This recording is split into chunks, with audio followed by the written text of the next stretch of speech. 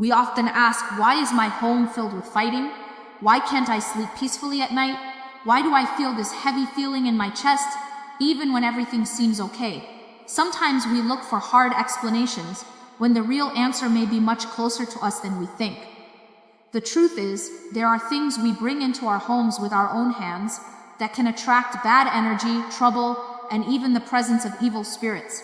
Yes, the home is meant to be a place of peace, kindness, and good things, but it cannot be all of that if we've allowed objects, actions, or habits that invite the opposite. And we can't blame Allah for it when we're the ones leaving the door open for Satan to enter. One of the most dangerous items that can affect your home's spiritual feeling are pictures and statues that have faces of humans or animals. It's not just about decoration, it's about following the rules. When we knowingly hang up things that go against the teachings of our faith, we're not just making a design choice, we're making a spiritual one. The Prophet, peace be upon him, warned us clearly, angels of mercy do not enter a house that has pictures of living beings. If mercy doesn't enter, what do you think replaces it? Another thing we must be careful about is music that has bad words, promotes shameful behavior, or encourages rebellion against good values. We may think it's just a beat, or I'm not really listening to the words, but Satan doesn't need your full attention, he just needs a door. And if that door is left open long enough, it becomes harder to close. Your heart becomes attached to things that distance you from Allah, and when Allah's light fades from the home, what takes its place? Some homes also keep books, cards, or symbols related to magic, horoscopes, zodiac signs, or superstition. These are not just for fun, they are serious openings into a world you don't understand. Even if you don't believe in them, keeping them can invite harm.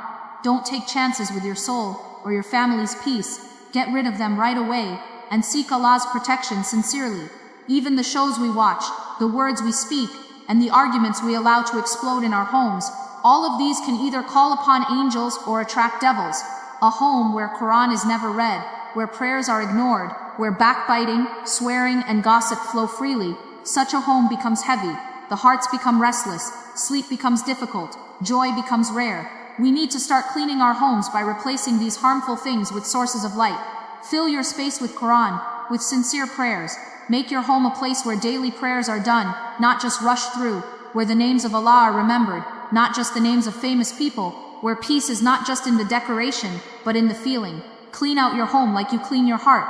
Look through what's hanging on the walls, what's sitting on the shelves, what's playing through the speakers, and ask yourself, is this something that would please Allah, or something that might invite Satan? If there's even a doubt, remove it, because the comfort of your soul is far more important than the comfort of your habit.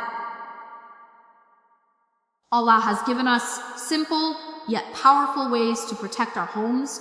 Read special verses, play certain chapters, make regular prayers, and most importantly, obey His commands. Satan runs away from a house where Allah is remembered sincerely. Don't give him a home where he feels welcome. Many of us decorate our homes with what we think is beautiful, pictures of people, portraits of famous people, or artistic statues. We think they're harmless. We say it's just for decoration, or it's part of the design, without realizing the serious spiritual problems these items carry. What may look innocent on the outside could be the very reason our homes feel heavy, our hearts feel unsettled, and our good things feel blocked. Islam has always emphasized being clean, not just in what we eat or wear, but in the spaces we live in. A home isn't just a building made of walls, it's a spiritual space. What you allow into that space has an effect. And from the clear teachings of the Prophet, peace be upon him, we are told that angels of mercy do not enter a home where there are pictures of living beings or statues. Now ask yourself, if the angels of mercy don't enter, what remains? What comes in their place? When the angels are absent, the peace they bring is also gone. That calmness you feel when you're in a spiritually clean place, that blessing in your family, that sense of protection, it begins to fade and the environment changes. Suddenly you feel irritated for no reason, the family members argue more, sleep becomes disturbed.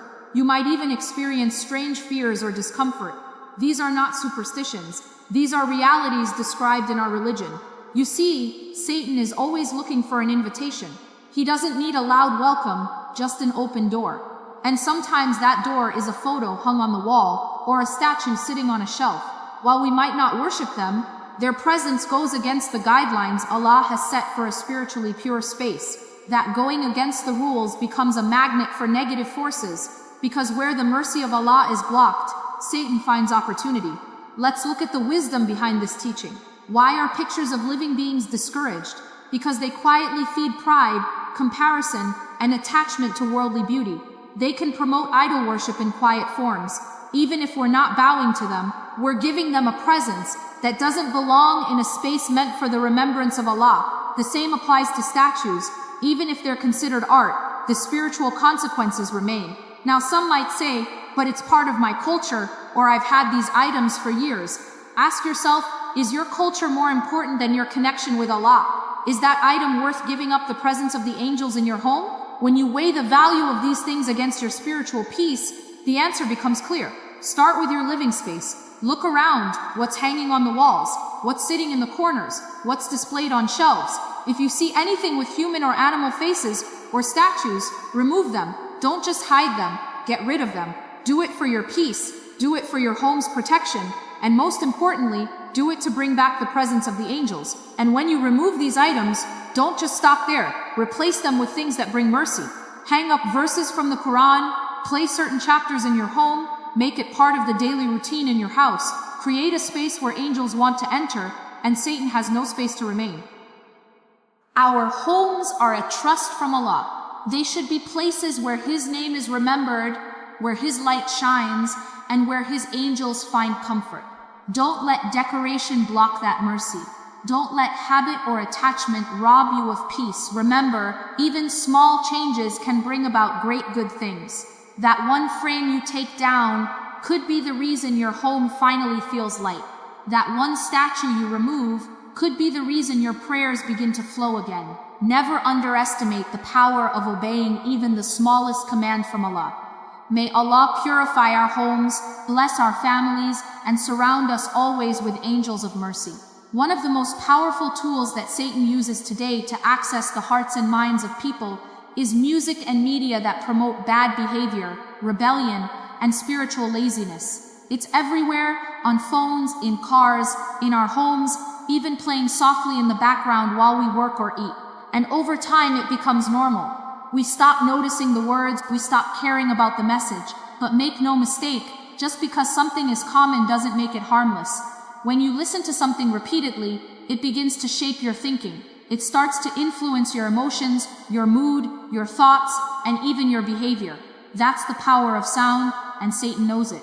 That's why bad lyrics are often coded in catchy melodies. That's why immoral things are made to sound sweet, because once you get used to the sound, you stop questioning the content. How often do people say, I just like the beat, or I don't pay attention to the words? But do you realize what those words are doing to your soul? They are feeding it confusion. They're making sin normal. They're planting seeds of desire, pride, arrogance, and disobedience, sometimes without you even realizing it. It's like giving Satan a microphone and letting him whisper into your ears all day long. And it doesn't stop at music. The same applies to the shows we binge, the videos we scroll through endlessly, and the entertainment we consume with no filter. We invite Satan into our homes, into our hearts, and then wonder why we feel spiritually empty, why our prayers feel heavy, why our hearts feel restless, why our homes are full of tension. When the voice of Satan is playing on our speakers, how can we expect the mercy of Allah to come down? Our faith teaches us to protect our senses. What you hear, what you see, these are all pathways to the heart. And if those pathways are constantly filled with darkness, the heart begins to dim. It loses its sensitivity. It stops reacting to sin. It no longer finds peace in prayers. It becomes attached to the world and distant from the remembrance of Allah. But it doesn't have to stay that way. The moment you make the decision, this is not about being extreme.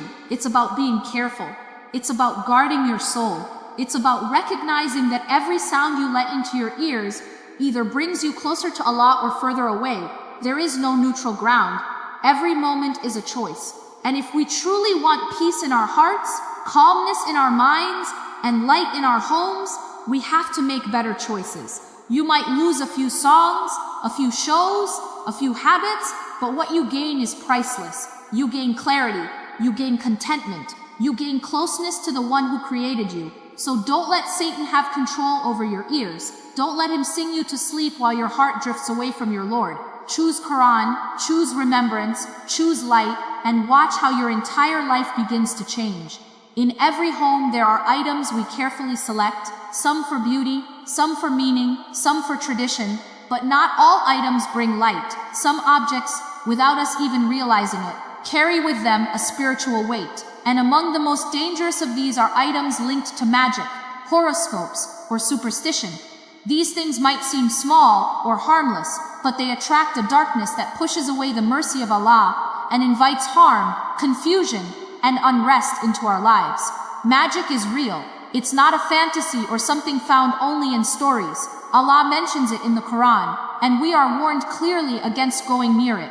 Even those who don't practice magic but keep items related to it, books, symbols, charms, or tools, are exposing themselves to the very forces Allah told us to stay far away from. It doesn't matter if someone says, it's just for fun, or I don't even believe in it. Keeping these objects in your home is like holding fire in your hand and expecting not to be burned. Many people today are fascinated by horoscopes and zodiac signs.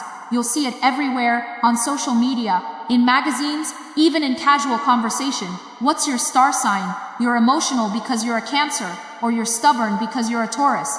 These may seem like personality tests or entertainment, but in reality, they are rooted in the belief that the stars control our fate, something that only Allah has power over. Relying on these things, even a little, shifts the heart away from complete trust in Allah and opens the door to false beliefs. Some people keep dream catchers, evil eye charms, or other lucky items thinking they bring protection or luck. But how can a piece of string, a symbol, or a man-made object protect you when Allah is the only true protector? These things don't bring protection, they bring weakness in faith. They invite Satan to play with your fears and feed your doubts. And the longer they stay in your home, the heavier it begins to feel. If you walk into your house and feel unexplained worry, arguments happening for no reason, strange disturbances in sleep, or a lack of good things despite your efforts, ask yourself, is there anything in my home that I wouldn't want the Prophet to see?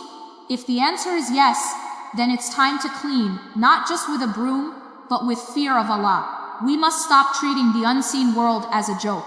Satan is real, spirits are real, and the influence of these things increases when we keep objects that open doors to them.